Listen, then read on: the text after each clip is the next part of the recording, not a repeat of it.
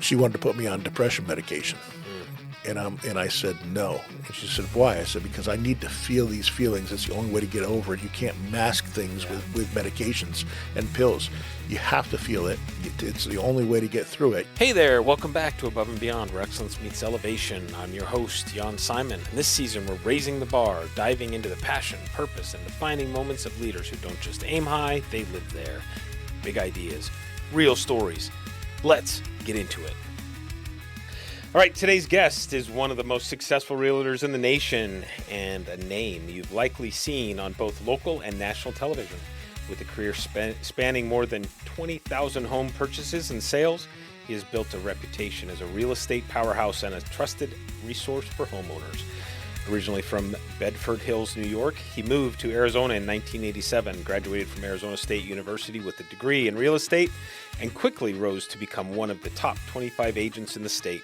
His ambition led him to launch Red Brick Realty and Red Brick Property Management in 2004, growing a team of over 90 agents and closing more than 1,000 transactions a year.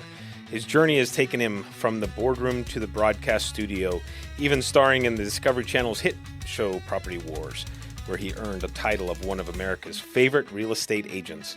Now aligned with My Home Group, he continues to innovate and lead in the industry. Ladies and gentlemen, I give you Doug Hopkins. Hey, wow, that was a pretty nice little intro. All right, well, there you go. Yeah, made me sound a lot better than I am. Well, I don't know about that. I mean, you're like recognizable and well-known, I think. I don't know.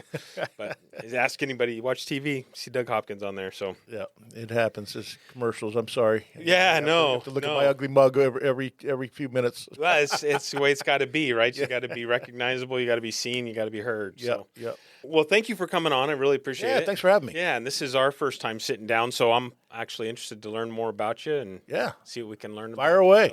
So let's tell me about you as a child. Where'd you grow up? You grew up in New York. Grew up in New York. It was a little small town called Bedford Hills that you mentioned. It's famous for having a women's prison that Martha Stewart went to. Oh, I used to play behind that prison all the time. No kidding. Yeah, we play hide and go seek and all that stuff back there.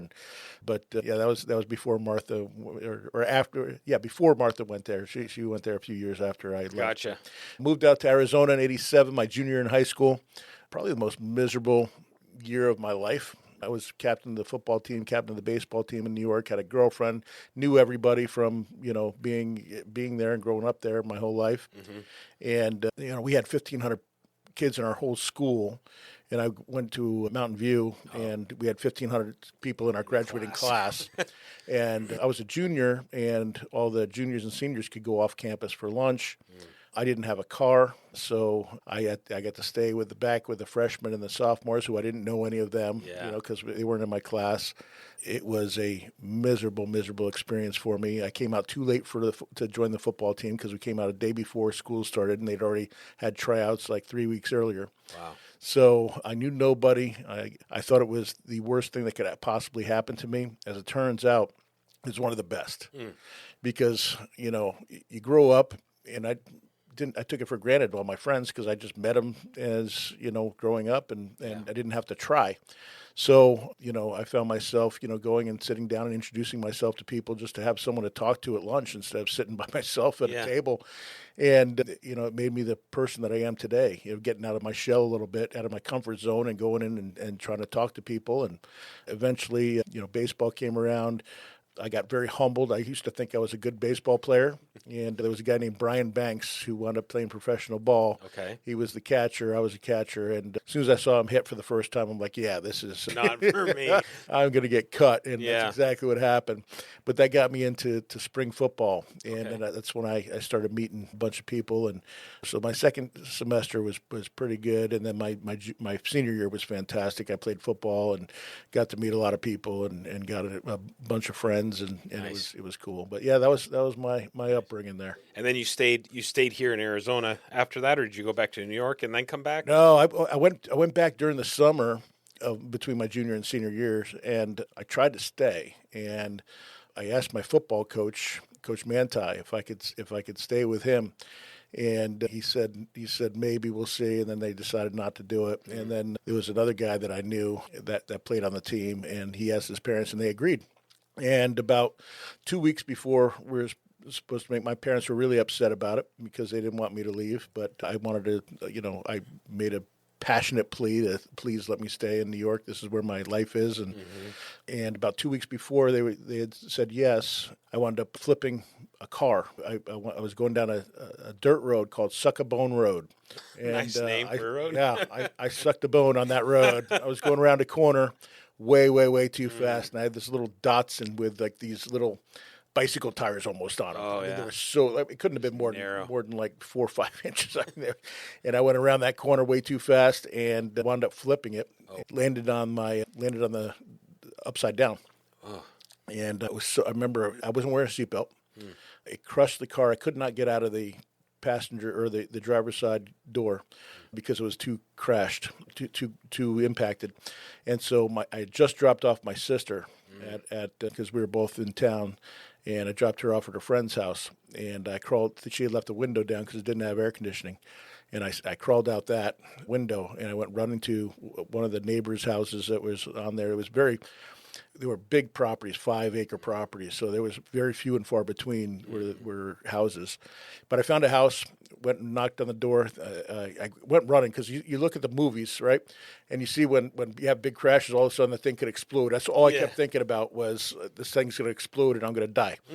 What's crazy is I wish I had a picture of it. Back in the day, there was no cell phones. This is 1988 probably, somewhere in there. And when I looked at it, we went to the impound where they took it. I could not believe that you would have thought that I would have died. But for some reason, I don't know what happened that day, but I walked out without a scratch. That's crazy. Nothing. What's crazy, fascinating.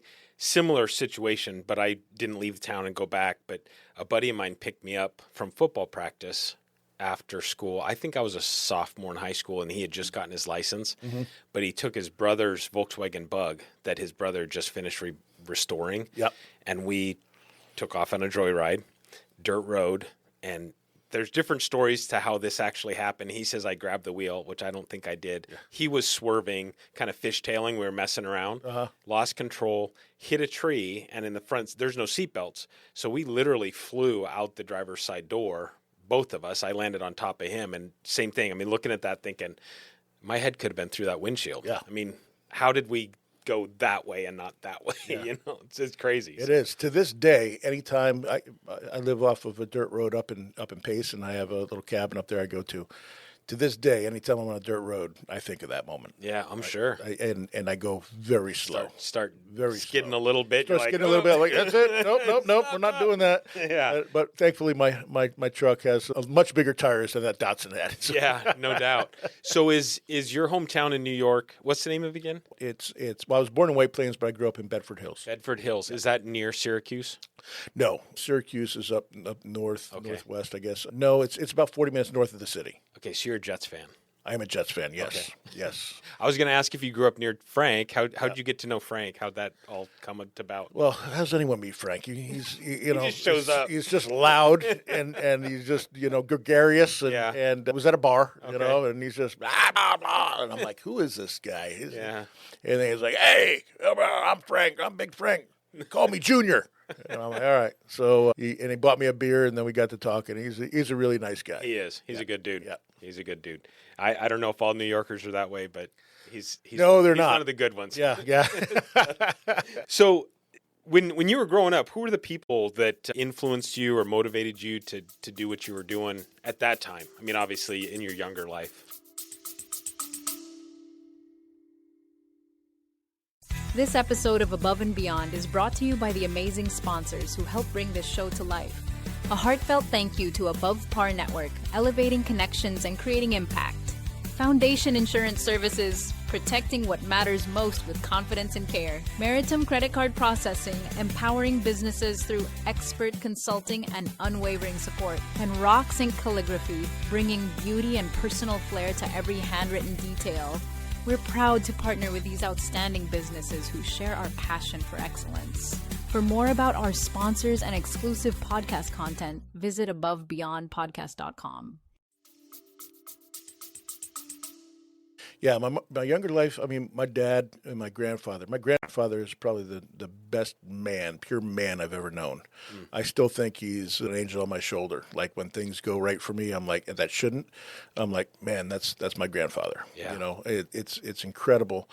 I can't hold a torch to that man. I mean, the amount of respect I have for him. You know, he was not a sports guy at all, and all I wanted to do was play sports as a young kid.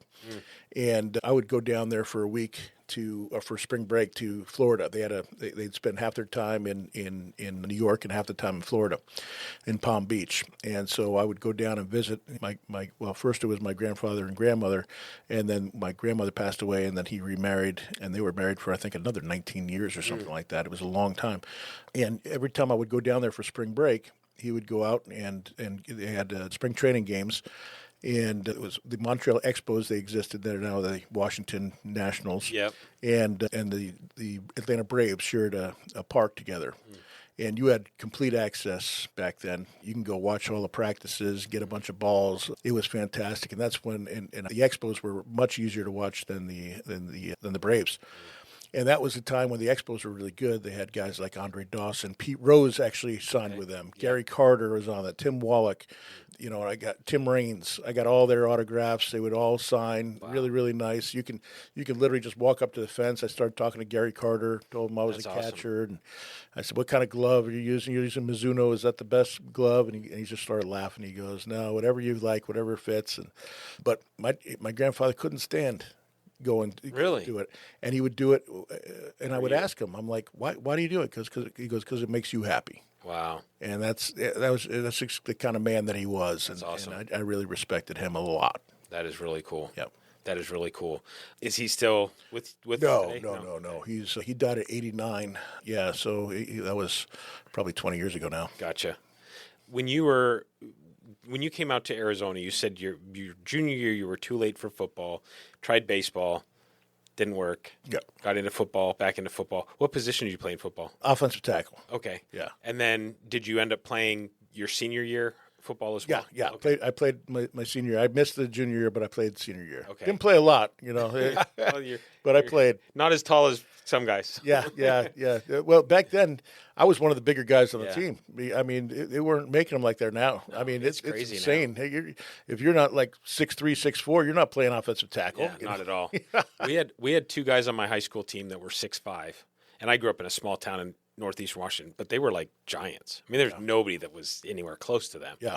And now it seems like that's just average. Yeah. You know, it's like, what the heck? Oh, they're monsters coming out now. It's insane. Yeah. It's insane. After high school, what did you do? You went to ASU? Yep, went to ASU. You know, I stayed at Manzanita dorms. My parents paid for the first year of college, and wanted me to get the full college experience, and paid for me to be at the dorm, even though we lived 20 minutes away. Okay. That was my first taste of freedom, and I was not very good with that. Introduction to alcohol at that Yeah, yes, you could say that. And other stuff? Nope, never. No, I stayed away from all the other Okay. stuff, just alcohol. Yeah, no, the other stuff scared the heck out of me, so I never partook in any of that stuff. Gotcha. Not even to try it. You know, was curious a couple times, but never did it. Mm-hmm. So I went there, got a 2.0 GPA for my just average straight C's across the board. I don't even know how I did that, honestly. I think, just I always have common sense when it came to answering test questions and whatnot. And, You just picked the right one of five. Yeah. And so wound up, my parents say, we're not paying all this money for you to get a 2.0 GPA. I'm like, it's passing, but Yeah, right. Hey, you're still going to graduate. yeah. But I understand that. Yeah. Looking back at it. So, yeah, they said, that's it, Doug. We're not paying for your college anymore. So, time to get a job. Got a job and went to put myself through Mesa Community College. And then after my first semester at Mesa Community College, I was doing the same thing. I paid for it myself. The books, the books cost more than the courses. Oh, yeah. And then I went in and I got a job and I was making some money. And I decided I was going to do the same thing I did at ASU, just wound up not going to classes and then just guessing on the test. Well, that didn't work my second year, and I wound up dropping out. I think I went the first semester. The second semester, I wound up dropping out. And I remember being in the parking lot at Mesa Community College and going, I feel pretty darn low right now. Like I felt like a complete failure. Yeah. And I'm like, I gotta turn my life around. I can't be doing this and having all fun and not working and not going to school. So I wound up the next year finishing up all my undergrad stuff at Chandler Gilbert Community College. And then I wound up paying for Arizona State. And so I went to Arizona State University. We had the class of real estate. Okay. So real estate was part of the business program. I don't know if it still is or not now, but I was a real estate agent. I had just become a real estate agent. And so I'm like, this is right up my alley. I figured it'd be easy because I know real estate now. But it was commercial, mostly commercial real estate. It wasn't as much residential. So I didn't really get that. I wound up passing and getting through that whole thing. It took 2 years of that, and I was 13 credits. You said I graduated from ASU. I did not graduate. Oh, you did from not? ASU. I Okay. did not. I went to ASU. I was 13 credits shy, all electives. 13 credits shy of, but I was So you making. couldn't just go play pickleball. No, I'm not Kevin. Yeah. No, but I was 13 credits shy. I'm like, man, I could get this done. But at the time, that last year, I made $250,000. Oh, wow. And I'm like, do I really want You to don't need take it. off? Yeah. And I decided not to do it. I justified it by saying, I'm making more than these teachers are. Yeah. So I wound up not going. I have some regrets about not getting that stupid Just piece to of have it, paper. yeah. Not to have it. Like just one more semester, and it would have been done. And I would have had that You certificate. could go take PE classes, like yoga classes and stuff like that. Yeah, I mean, literally, I could have taken like gym and like all these different working out, and you can do all these classes, and it would have been real easy. But I chose not to just because of time. To go to ASU, and it's probably the same way now. I mean, you'd have to leave an hour plus early for the class because you have to park in lot 59 and then take the tram over there and then wherever it goes. It was not this class, which was like 40 minutes long. It was, it took 3.5 hours of your day because you had commute to and commute. whatever, Yeah, it was crazy. That's crazy. It is a big campus. Yes. It's a very large campus. So you were selling real estate then before you finished school. Yeah. So I was actually working with a common friend, Kevin Kaczynski. We were selling cable door to door. Oh. And we're for what's now Cox Communications, but it used to be Dimension Cable. And so I got Kevin the job there, and because we were best friends at the time and still are. And then he left to get a quote unquote real job, and he went to Venture Financial, which is owned by Gene Lyons. Okay. And right then, I guess I'm trying to think of what year this is. Probably 93, 94, interest rates came way down from like 13% down to like 8%, and everyone was refinancing. And Kevin showed me his paycheck for, we were making the same amount of money over at Cox, and he showed me his paycheck, and I think my paycheck was like $600, and his was like, I can't remember, but it was like $20,000 or something like that. I mean, it was a ridiculous amount of money, and I had never seen that kind of money. He goes, that was one paycheck. Yeah. He had a bunch of closings and whatnot. He goes, Doug, it's just the same as selling cable. He goes, how much do you make? How much is your commission when you sell cable? I'm like $25. He goes, yeah, mine's like $2,500. Wow. So You're like, yeah, it's easy. yeah, it's scale. So I'm like, all right, I'm doing this too. Yeah. And so I went to do it, and the day I started, interest rates shot back up, and that was the end of refinancing.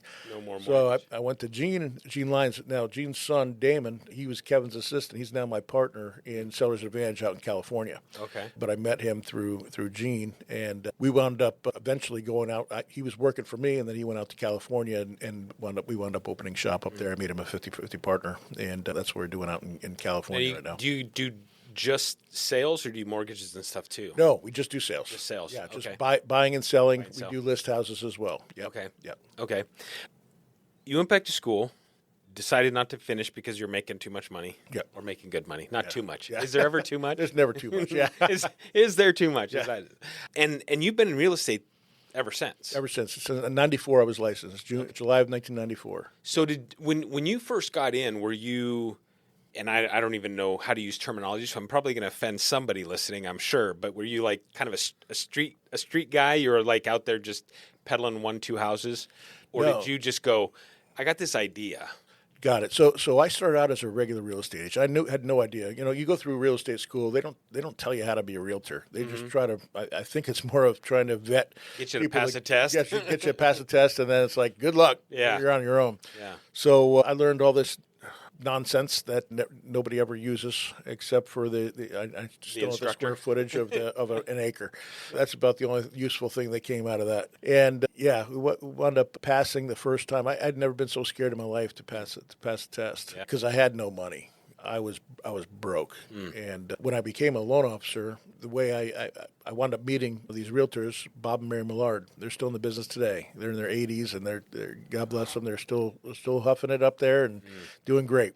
Awesome. So I worked for them, and they told me, hey, you got to do open houses on the weekend, and you'll get a bunch of clients. And I'm like, all right, cool. And so I did. I held an open house on the first weekend I got my license, and we got 4 people in.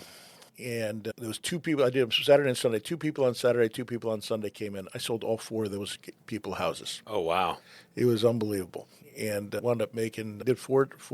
That was my only 4 deals, but I got 4 deals for that month. Wow. So I got 4, and I made, I think I made like $8,000 that month, and because the commissions were a lot lower back then. Yeah. The sales prices were smaller. It was like lower sales price. $120,000, and I was on a 50-50 split. My first house we bought here in Arizona was 2,100 square feet. I think we paid $117 for it. Yeah. And I just saw recently it sold for like $410 or something. I'm like, I would never pay that much for that dump. Yeah. It's like, no way. Yep. So yeah, I bought a lot of, it even got cheaper in 2008, 9, 10 with the whole foreclosure crisis there. Yeah. And if I go back in time, oh my gosh, buy every house you can get your hands on. Houses were selling for 2 years earlier, brand new, for $250,000. We were buying on the courthouse steps for $40,000 and $50,000. Well, I went through some pretty bad time, 2007, 2008. I was one of the statistics, but our house before the crash had appraised at like 900,000, something like that. Uh-huh. It short sold for like 125. Jeez. Yeah. Wow. Yeah. It's like I look back at that now. I'm like, wow. I made bad decisions at the wrong time. Yeah, I didn't get hurt too much by it. I do remember 2007 being my worst year since I started, since 2 years after I started. Yeah, it was probably the least amount of money and the most amount of panic and the most amount of fear I've ever had. I mean, you didn't know if all the banking system was going down. Like, it was a disaster. Yeah.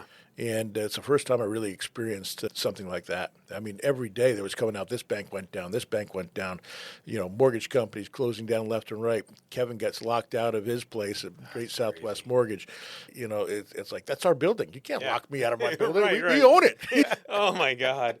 That's crazy. Yeah. It was insane times. I mean, I just remember, and my bad at that time was 2 months prior to the crash actually happening, I quit my job, my corporate job, to go partner in an agency. Oh, God. Yeah. And then all of a sudden, boom, and it's like I'm over leveraged. I'm like, that's all about time. It's just bad. Life is all about time. Oh, yeah. It was a spiral from there. Yep, So yep. Talk to me about a season in time, and we'll call it a season or a time, space and time throughout your history that literally almost broke you. Oh, by far and away, my divorce. Okay. Yeah. My divorce happened in 2011. I won't get into too much detail, but, I was dating somebody that had some medical issues and got addicted to pain pills and became a huge problem. And so I went to a divorce, and it was horrible. I felt my parents were married, or just still married. They're still alive, still married. They've been married for 55, 56 years now. My grandparents before that, they were 45, or no, they were 50 plus as well. And then when my passed away, when my grandma passed away, my grandfather got remarried, and it was like another 18 years or something like that. So, I never really knew divorce, and so I felt like a failure as a man, as a husband, and as a father.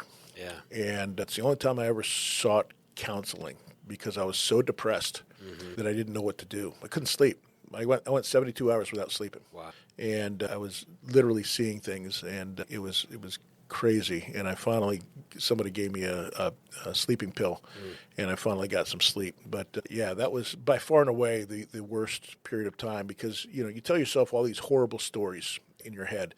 My kids are going to grow up and they're going to be bad people. They're not going to. I'm not going to be around to we had 50-50 custody, but I remember the first time when I rented a house. The first time I moved into that house, and I got it all set up, and some friends came over and helped me move, and they bought me a bottle of Jack Daniels, and I sat there in the kitchen. My bedroom was upstairs, and I drank about half that bottle and fell asleep. I couldn't even go upstairs. I didn't want to go upstairs. I just fell asleep on the floor in the kitchen. Yeah. And woke up the next morning going, what in the world happened? So when I was married, I'd bought an unbelievable house at the courthouse steps. It was built for about $3.5 million, and I bought it for $750,000. Wow! It was 7,500 square foot house, beautiful house overlooking the valley in Los Andes, and I moved out of that house into a small rental, and I woke up just going, what happened to my life? Yeah.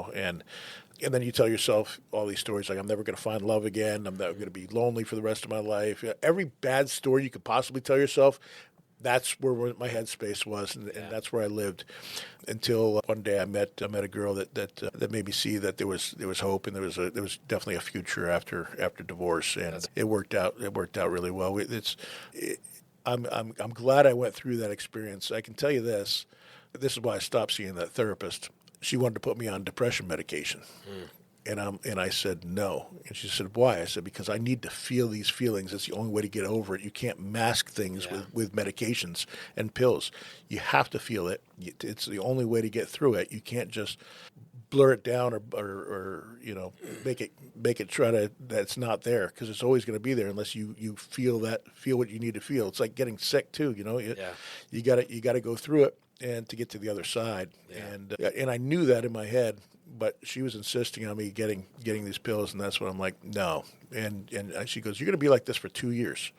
And I said, what makes you say? She goes, because how long were you married? I said, 12 years. She goes, yeah, it's about 1/6 of the time. Wow. And I'm like, nope. And so what I did was I'm like, I'm going to show her, and that's when I'm best, when somebody tells me I can't do something or whatever. Yep. And so I went and bought every Tony Robbins CD that they had. And I started listening to Tony Robbins and just surrounding myself with positive thinking instead of the negativity, which was I was telling myself these stories. And I realized that, it's human nature to do that. And I learned a lot about human nature listening to that. It made me a better person. It made me a better boyfriend when I'm dating somebody. There's a lot of really good things. And for those of you people that are feeling depressed or not knowing where you're going or get a divorce or whatever life happens, immerse yourself in positive stuff and stuff that motivates you. And that's what really, really helped me. I was fine. Literally, I got divorced in April, and I was back to my feeling better than myself in December. Oh wow! So it lasted awesome. About 8 months or so. Yeah. Totally relate with that. I similar experience going through. Well, 2007, 2008. I tell people you could write a country song, and it doesn't matter what you say about it. That's what happened to me in 2007, 2008. And that feeling, I mean, I didn't end up at the bottom of a Jack Daniels bottle, but I only got half. Well, halfway through, floating in the middle. Yeah.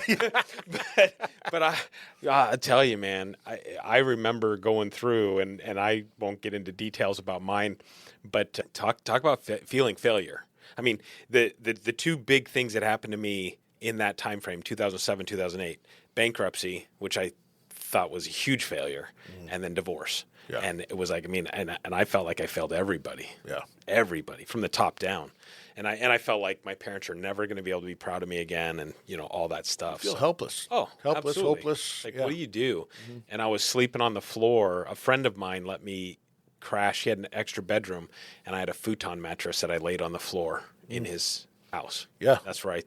was. Yeah, I So, moved in with friends Yeah. with and for a month, and then I was like, yeah, they wanted me to keep staying and whatnot. I just felt like I wasn't comfortable. I felt like I don't want to burden anybody. Right. And so I went and got a house right down the road Yeah. and wound up going there. But then my kids, they were young at the time. They were 6 and 9. Okay. All their friends, I wanted them to stay in the school that they were in, Mm-hmm. and so I'd have to bring them to school every day.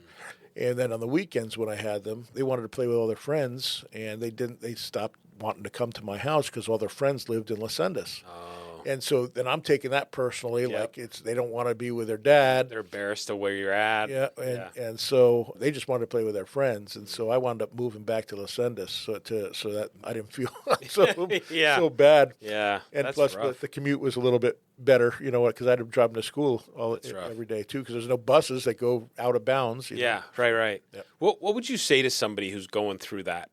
Going through a divorce. Yeah, anything. I mean, in that space where they're floating halfway in the middle of a Jack Daniel's bottle. Yeah, that the answer is not the end at the bottom of that bottle. That's for sure. But every once in a while you need to do that, I guess, to wake you up a little bit. Just what I said. Surround yourself with positive people and positivity. I can tell you this.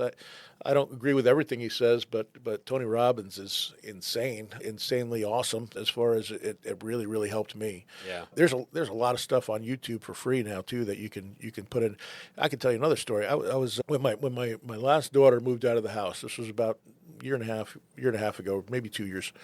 And I was, I've always worked for my family, for my girls. I have 3 girls, and I've made now enough money where I can retire and live comfortably, and made some really good investments, bought some really good properties. But where the heck was I going with this? I don't know. I don't know. I'm along for the ride. Yeah. So. Gosh, where the heck was I going with that? I know you said it. Yes. So I lost my purpose. I lost my purpose. I didn't know She had moved out. after right as she was moving out, Okay. and becoming an empty nester. And it was just me and my girlfriend living at the house. And I walked in, and it was just me and her. And it was the first time that's been that way. And so I kind of was questioning everything of why am I doing this? What am I doing this all for? I mean, the purpose was my family. All my three of my daughters are married, and they're all happy, and life is good, and I didn't know what to do. So I went to a mastermind event out in California, and I started asking everybody that that does the same thing as me all around the country, like, hey, what's your purpose? Everyone had the same thing: family, family. And I'm like, okay, well, what happens when your family's out, you've done good, and then what?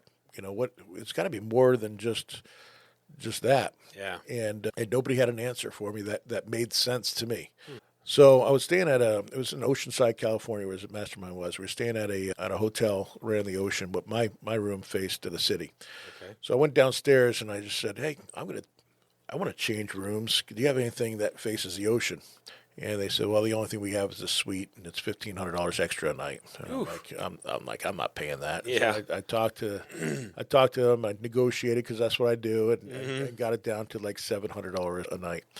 Wow. And so I went up to this room, beautiful room, and I overlooking the ocean. I just kind of meditated and tried to just say, well, okay, what is the purpose of life? I need to figure this out. What is my purpose? Not the purpose of life, but what is my purpose now? Yeah.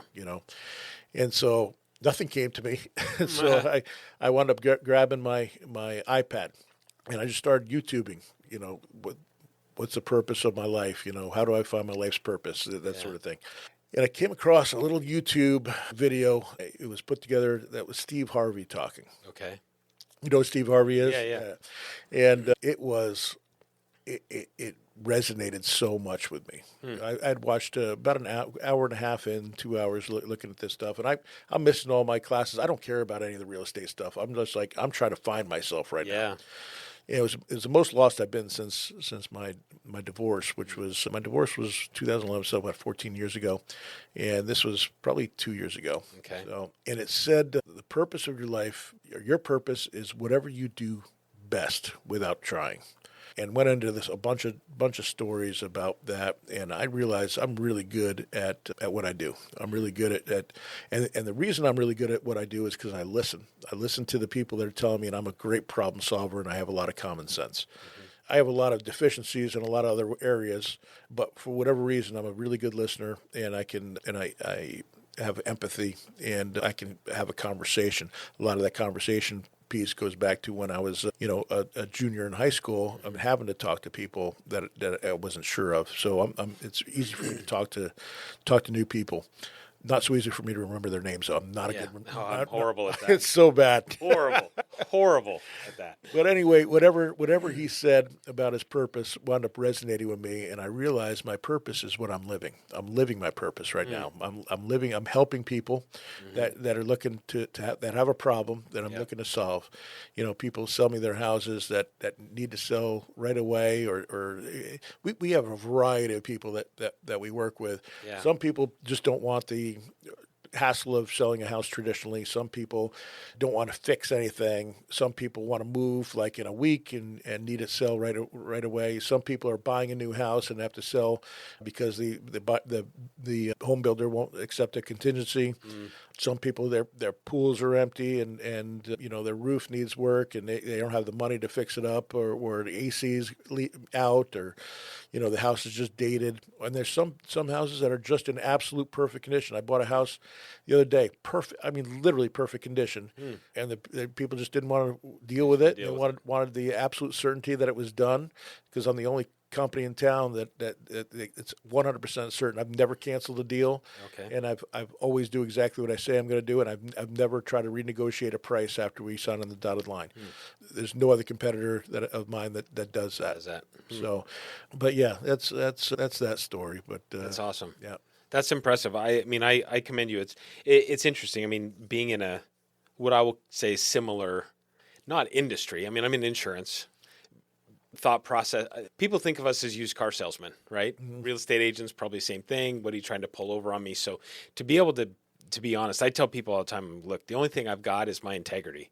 As soon as I go against that, or, dishonesty, whatever, I have nothing left. Yep. I have the same products as everybody else on the market.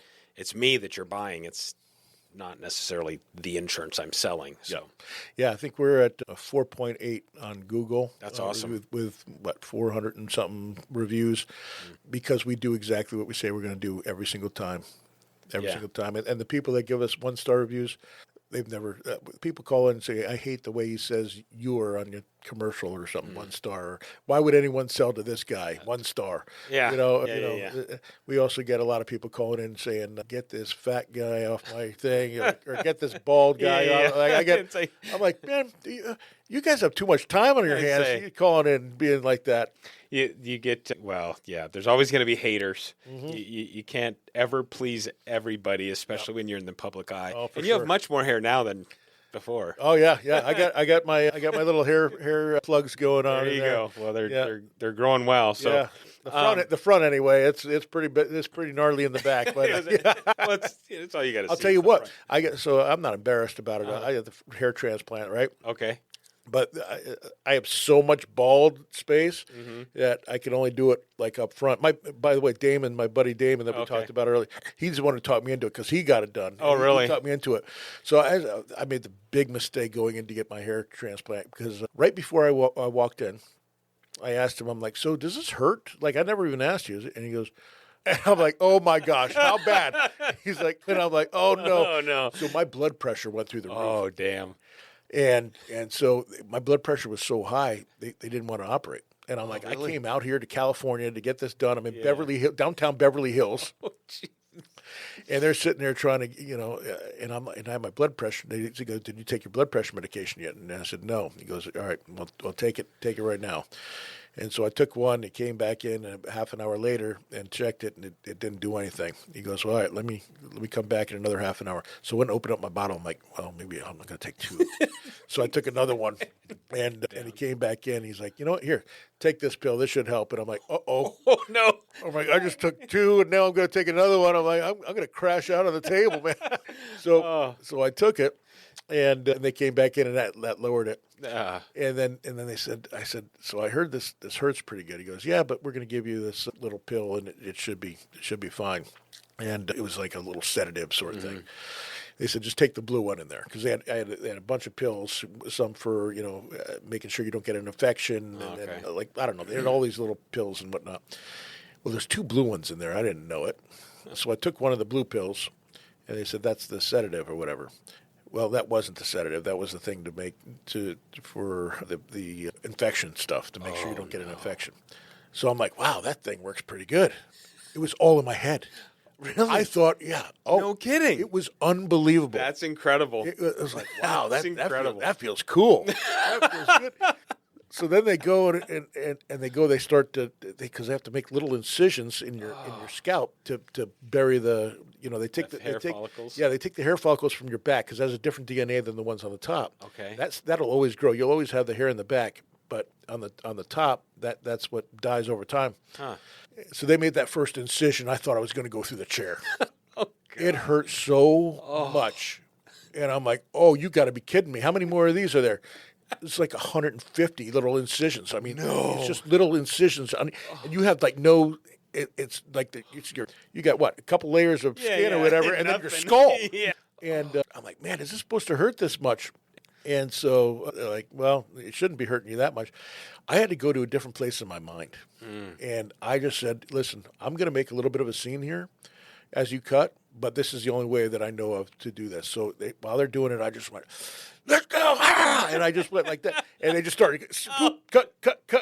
And Oh, my God. I pretended I was like in a fight. Yeah. And like, trying to get my adrenaline up so much. Yeah. And it worked. Oh. And then all of a sudden, after they finished doing that, they looked down in the cup, and they said to take one of the other pills. And they're like, wait a second, I thought you took your sedative. And I'm like, I did, the blue one. He goes, no, not that blue one. And I'm like, oh. Then I took that one. Then it was off. That was fantastic. That made me, like, I don't even remember the rest of it. It was my God. After that. That's crazy. Oh, man. That's hilarious. Yeah. I couldn't imagine. Tons of little slices. So, wow, that's crazy. It was like 5 people in the room. They're all taking all the little donor hairs, and they're looking under the magnifying glass and under the microscopes, and then they re-put them in right there. So do they pluck them out of your back and then put them in? Exactly. Oh, interesting. Yep. Okay. Yeah. They shave you bald. Okay. And then right when you're there, and then they started putting taking the donors from back in your back of your thing, and then they started slicing over here and just like all up and down. Oh my gosh, it hurt so bad. I can only imagine. Yeah, but I'm glad. So they said, do you want to come back and do it again? And I said, I'm never coming back here. And then all of a sudden, I'm like, man, the front looks pretty good. I could probably get the back done too, the top. Yeah. And Damon did it again. And I'm like, he's trying to talk me into getting the back done too. And I'm like, I don't know. What was worse was getting out of Beverly Hills, leaving there at 3:30 in the afternoon, 4 o'clock. I think we finally got out of there. I went in there at 7 a.m. Hit the traffic. Got out there and we had to drive home because you have to sit up to sleep for the first couple of days. Oh, really? And so I bought a special chair to be able to sleep in. And I got pictures of it, just my head wrapped. It looked like an Arab guy with a wrap around there, except with blood all dripping Oh, still my God, there. no kidding. And it, starts itching a little bit. You can't touch it. Oh, that would be brutal. Yeah. Did you drive all the way back that day? Yeah. All the way back. It took 3.5 hours just to get out of L.A. We were in such bad traffic. Yeah. I was absolutely miserable. Absolutely miserable. I think it took us like 8.5 hours to get home. Oh, It was. We got home after midnight. That's horrible. Yes. That would suck. When you got into real estate, do you remember? I mean, obviously there was the crash in 2007, 2008 that kind of brought things down. But before that, when you were starting to grow, do you remember when you felt like I made it? I'm doing good. Business is kicking. Yeah, probably in 2001 2001, it really, 2000.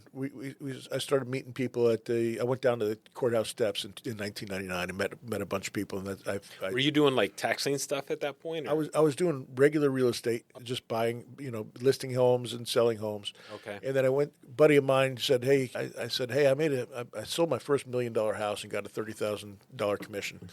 And I want to build a bar in my house. And so I called a buddy of mine that had a bar, and I'm like, hey, can I come over and take some pictures, tomorrow morning? He's like, well, I'm going to the courthouse steps tomorrow morning, but we can do it in the afternoon. I'm like, man, I always heard about these, the foreclosures. And he's like, oh, yeah, it's awesome. And I'm like, do you mind if I tag along? He's like, no problem. So I went down to the courthouse steps and saw what houses were being sold for right there. And I'm like, this is amazing. And started going down there and meeting people and then trying to buy whatever they bought. And they would mark it up from whatever they bought, and I'd wholesale it. And, I'd find a buyer for it, and I'd get my middleman fee, basically. And so, they would buy it for, I think the first house I bought, they bought it for $67,000. They sold it to me for $77,000, and I sold it for $81,000. Oh, wow. So I made $4,000 in one day. Wow. 24 hours, because it closes and you have to pay for it the next business day. Gotcha. And so that's what was my introduction to the auctions, on foreclosure auctions. And I just started wholesaling everything that this company bought. I hooked up with this company, and I offered to drive their houses for them every day. So whatever that was going to the auction that day, I'd drive their houses. I put a valuation on it, and I'd tell them what I would pay for it. And they would use my numbers to buy it. Then I would wholesale the house to other people. And, wow. And then I wound up opening up my own shop and doing the same exact thing. So I did that in 2000 and, I think I did that in 2008.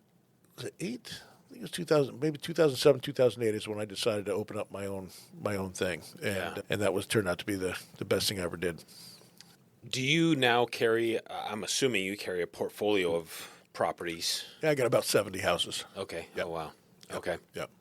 70 rentals. I did a great thing with those. One of the smartest things I ever did, and I learned this from Kevin, is put them on 15-year notes. So I put all my properties on 15-year notes, and I wound up paying them all off. And some just went 15 years, and then some, that I owed on, I would just take all the rental money, and I would whatever overage I had from the rents over whatever the mortgage payments were, I would just add all that into it. And as soon as you pay one off, then you're, just roll that just into the keep next rolling one. and rolling and rolling and keep it going and going and going until all of a sudden everything's paid off. And wow. So yeah, that was a really good decision. Yeah, that's awesome.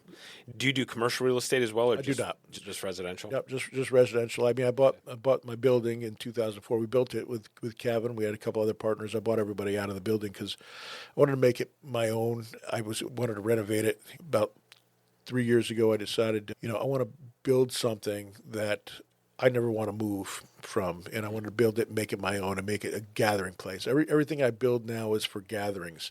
I love being around people. I love everyone getting together, having parties, food, drink, everything, and that's really where the magic is with my company. I think we have 25 employees now, which is the most we've ever had, as far as people directly working for me and Gotcha. in my company.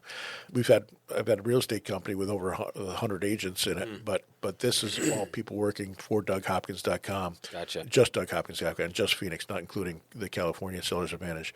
And yeah, it's an awesome thing to have and to see people come together and laugh and smile and have a good time. And I built out a full kitchen in my office. I built out a full bar in my office. Nice. I built a whole covered patio, with a smoker and everything else. Kidding. A couple of ice machines in there. awesome. But, no stone left unturned in there. Yeah. It's pretty awesome. That's cool. Are you just in Arizona and California, or are you in other states as well? No, just those two states, yeah. Yeah, Southern California and Arizona. Very cool. Yep. When you strip away titles, numbers, finances, what does success look like to you? Happiness. You're only as for me, I'm very content in my life, but there's certain things that you know whether you're happy or not. And, going through that short-term depression and going through the times of, being unsure of yourself and, problems and this, that, and the other, I'm very content. And I love seeing my kids be happy and being successful. My daughter Kayla is going to be having a baby here in the next week, and just seeing her go through this, and it's her first baby. I have That's two. awesome. Yeah, seeing her going through this and how happy she is, and I can't wait for this. My first granddaughter. So I think I told you earlier, my daughter just had my first grandson. It'll be 2 weeks ago to Thursday. It'll be 2 weeks. Gotcha. So, Awesome. but kind of similar timelines, because we had talked about you coming on the air with me, and Yep. and it's something special, man. Yeah. I'll tell you, I'm excited for Oh, you. I can't wait. I know I'm going to cry like a little baby when I hold her. That's awesome. Yeah, her name's going to be Little Charlotte. So Charlotte's, yeah, I guarantee you. I have three daughters, two of which are was it mine? Okay. What's that called? Biologically. Yeah. So biologically mine, and then my older daughter, who is my ex-wife's daughter. She was 7 when I got married. Okay. But we're really tight too. Okay, that's awesome. Yeah. So Are you remarried now, or just dating, or? well, you could call it that. Okay. I've been dating the same woman now. She's a wonderful woman for 6 years. Okay. I think I have some PTSD about getting married again. I hear that. And so and I told her, and she's a wonderful woman. She understands. I'm like, listen, I'll take care of you. I'm just not gonna go through. I don't want the government telling me what I can or cannot do. And Well, I look at it as every day's a choice. yeah, Right. I mean, and it is when you're in a marriage too, right? But when you're not married, you're making the choice every day. yeah. Wake up and go home. That's the one thing about divorce is I'm a guy that kind of likes certainty. I had so much uncertainty, and that really affected me. Yeah. I knew I was going to have to give up half. Yep. I knew that, and I was, that was a substantial amount of money. Yeah. And I knew not only did I have to give up half, but I'd have to pay child support and alimony. Yeah. And it was a very large number. Yeah. And with that, it's like, can I still afford the things that I need to do and the advertising I need to spend if I have to spend all this money, to my ex. And so I wound up working out. It worked out pretty good, but I didn't like that feeling at all of not being able to do that, and dealing with lawyers and dealing with judges and all that other jazz, and that way I just like to keep it like, listen, in my opinion, or at least this is what I tell myself anyway, you get married to have a family and and have kids, and I think that's really good. It's a very good thing. For me, I knew I wasn't going to have kids anymore, and so why? Yeah. Why do you have to involve all that stuff? You get a little tax break here and there, but and you could have her. I could have her sign a bunch of things, but why? I care. I'll take care of you and Make a commitment going forward. Yep. Yeah. Exactly. For sure. If you could send a message back or travel back in time 10 to 20 years to see yourself or talk to yourself, what would you tell yourself? Oh gosh, get divorced sooner. Amen. Yeah. I mean, wait, no, just kidding. Yeah. No, I would say your word is everything. Yeah. And never lose your integrity. Never lie to get a deal. Never listen. People lie all the time to get deals. I won't do it. Yeah. I won't do it. They'll tell you, okay, I'll pay you the $350, knowing darn well they're not going to pay $350,000. That they're going to come back and try to lower the price to $320. Yeah. Just to get the deal signed, and then they have nothing to lose, right? So people will have people sign a contract and then just back out or try to lower the deal. Integrity means everything to me. If you lie to me or cheat me or steal from me or whatever, you're dead to me. Yeah. Like I have no use for people that do things like that. It's funny. I've saved now 3 ladies that were getting scammed.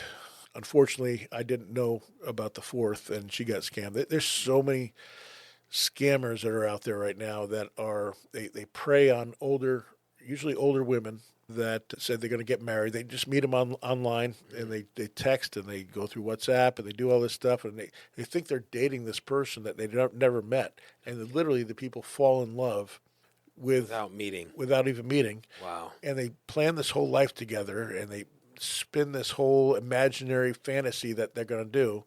And then people are like, okay, well, we just need to sell our house. I'm buying this house, but you need to sell your house so that you have the down payment, and then I'm going to put in my money. And so people are coming to sell me the house for fake people, and they just say, wire it to me, and then I'm going to wire it to the title company, and then they take their money and they're done.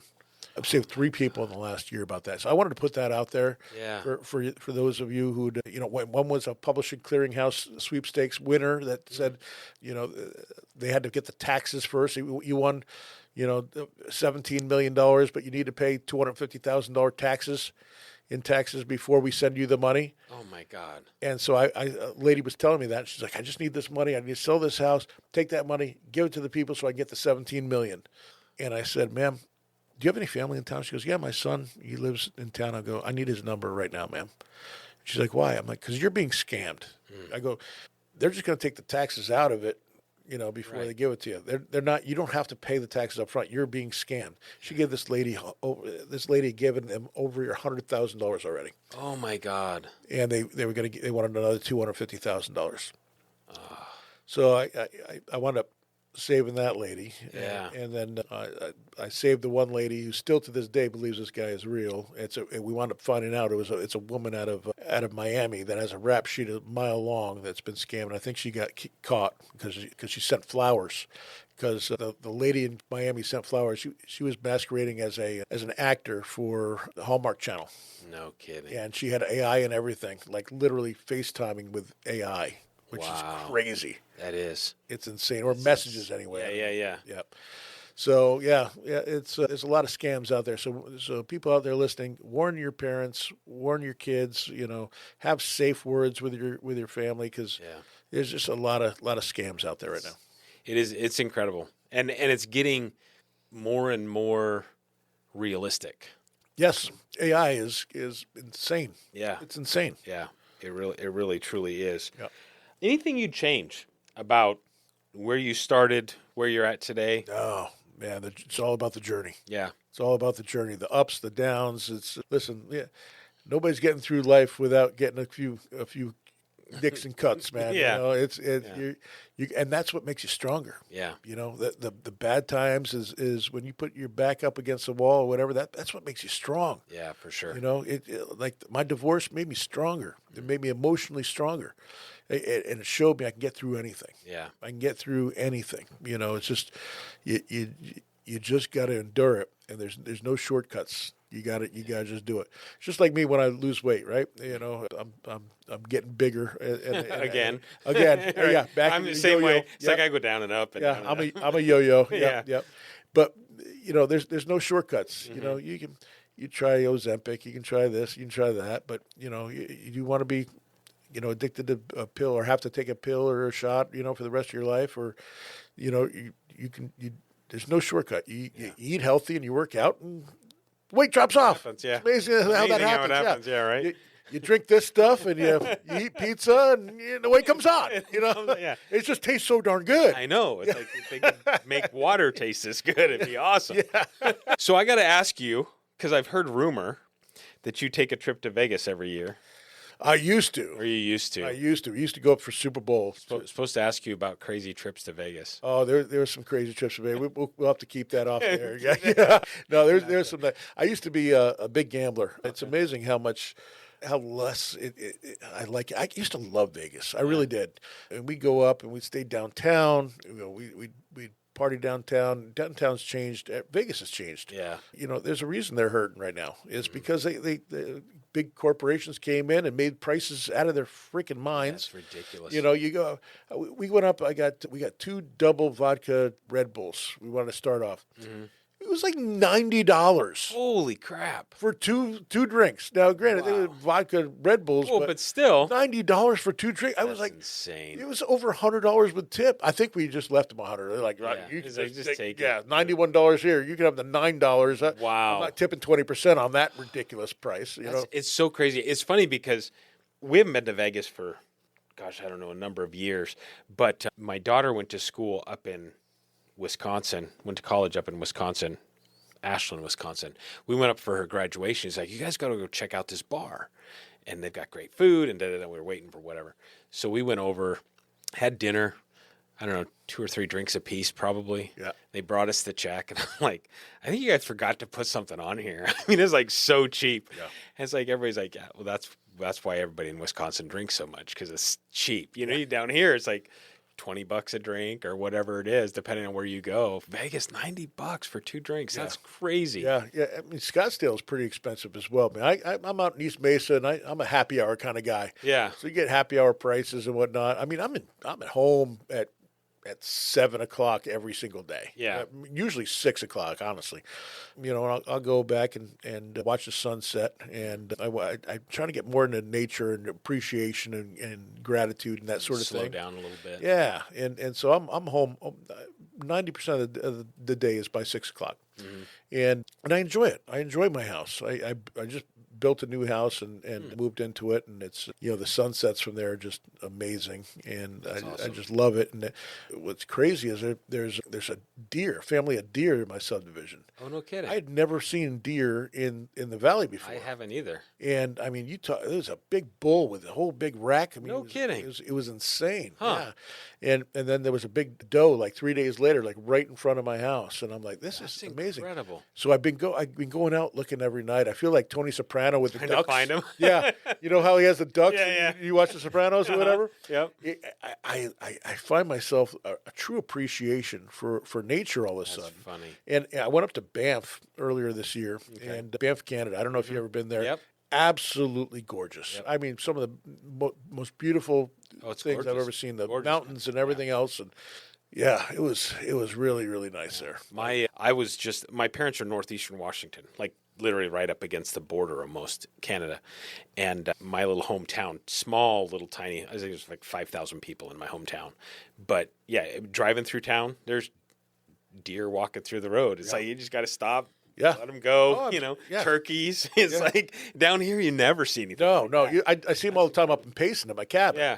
But down here, I'd never seen a deer before. I've heard that there's deer, in like Carefree and out in Gold Canyon. They have a little bit of the higher elevations out there by the mountains, but I'd never seen them down here. Do you get any javelina or anything like that? Oh, tons of javelina. Oh, yeah. Yeah. I've seen a mountain lion. Oh, really? Oh, yeah. Wow. Yeah. Okay. I thought it was a coyote at first. I'm like, that's one big coyote. Uh, And then he turned around and I saw the face, and I'm like, oh, that's no coyote. And the Dang. muscles on those things are just it's incredible. crazy, yeah. Every step, you just see the muscles and everything. Like, Crazy. man. Don't let the dogs out. No. Heck with the dogs. I was scared. Yeah. Packing heat the whole time and go out in my backyard. Be like ready. If somebody was looking to get into your industry, what advice would you give? Go work for somebody. Go mentor. Go help somebody. Do work for somebody that is knowledgeable in the business and can help mentor you, or be an assistant or work for them or do something, because this is a really hard business to be in. Buying, fixing, flipping homes, being a realtor. There's a lot of people that go get their real estate license and they're like, okay, well now what? Who are you going to sell a home to? You got your family and friends, and what if they don't want to buy a home at the moment? And how are you going to get clients? So you got to be able to, figure that out and grow your network. Get a good CRM and start growing your network and start reaching out to people on a monthly basis or whatever. Telling everybody, hey, this is what I'm doing right now. Put your stuff on social media. Hey, anyone looking to buy a house, this is what I'm doing. Put some funny videos on there. Do whatever you got to do to get yourself in front of people so that you can get business. Nice. Great advice. Real quick before I let you go, any crazy stories with regards to houses you've either picked up or sold that you can share? Oh my gosh! I mean, within a few minutes. I have. No. There's a lot of crazy stories. I told a little bit about the scams, but let me see. Okay, I get you. I got one. So back in the day, I bought a trustee's sale, and went down. We had a receipt for the home, but you don't get you don't get the actual title for like 10 days. So we went down, bought it, paid for it. I called a locksmith. They couldn't get out until the next day. So I'm like, I'm going to go try to break in myself. So I went out there, and I'm checking windows, and I get the back door open. Well, as I'm walking in the back door, the cops jumped over the wall, and I'm at gunpoint. No. It was one of the neighbors saw that I was trying in there. to break into the house. Oh, no. I've never been more scared in my life, man. Oh, I'm sitting there with my arms out. I bought the house. It's my house. It's my house. I bought a house. I got my hands in the air. Oh, my God. I got guns pointed at me. I'm like, oh, my Lord. I'm on my face. He's just saying, Oh, my God. I'm like, the good thing is, I had a Mercedes out front, so they probably. Yeah, they figure somebody trying to steal this house or rob this house is not going to drive Mercedes. Yeah. So I went out and got the receipt, showed them. They're like, oh, man, this is so cool. You go, can we see the inside? I'm like, what do you mean? I'm like, do you know whose house you just bought? I'm like, no. He's like, this guy, he dug a pit inside his living room, and like Silence of the Lambs style, like all the way, like a 5-foot pit, No like kidding. 8 feet down through the foundation. And he was trying to kidnap one of the girls on the street that would walk to the bus stop, and he wanted to throw her in the pit and keep her. Oh, my God. And he had written all this crazy like stuff all over the house and all out in front. And he made the carport look like a heart. And he was just mentally disabled and like crazy. Wanted No kidding. Yeah. And so he was in jail, and that's why it went to foreclosure. And I walked in and saw this pit and saw all this like love letters to this girl who was like 8. No. And Made me sick. it was gross. And so I immediately sold the house to somebody else for exactly get what I rid bought. of it, yeah. I'm like, here, you take this one on. I didn't want to Wow. be part of that. I didn't. It gave me goosebumps. But Well, yeah, with 3 daughters, I mean, I can only imagine. I mean, I don't know if you had them at that time, but Yep, that'd be too much. yeah, it was gross. It was gross. But just seeing that pit, like that's where he was going to keep her. Like you had this whole thing. I mean, all in the concrete, it was whatever, and on the like markers everywhere in the house. He had just all these love stories too. They're trying to keep us apart. We are meant to be together. She's 8 years old. Oh, my God. Insane.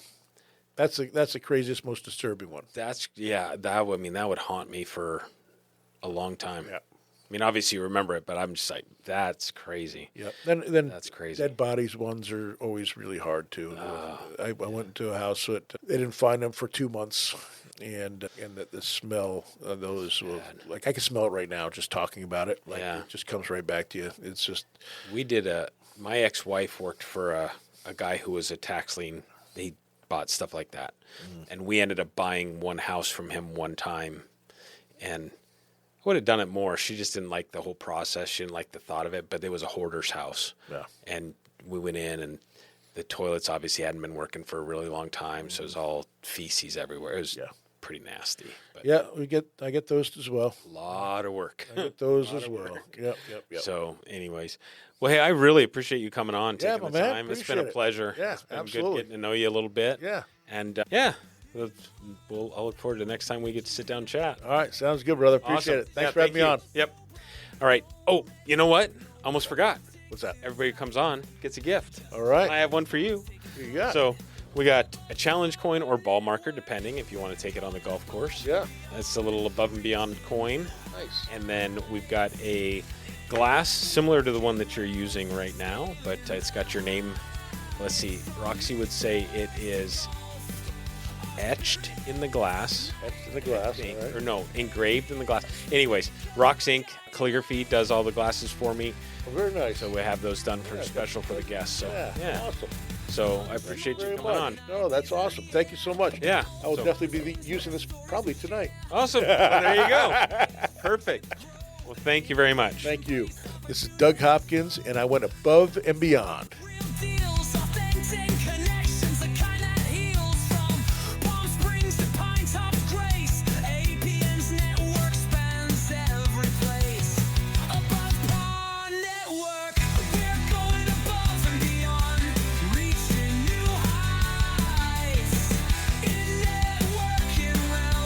Scale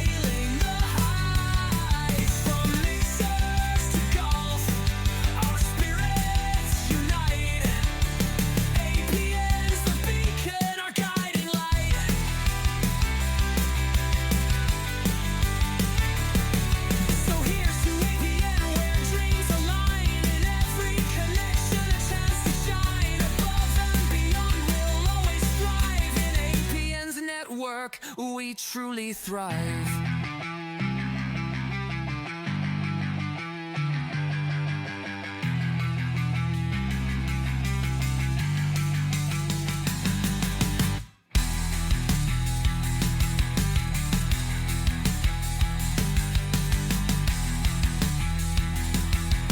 Like, share, and subscribe to Above and Beyond, where excellence meets elevation.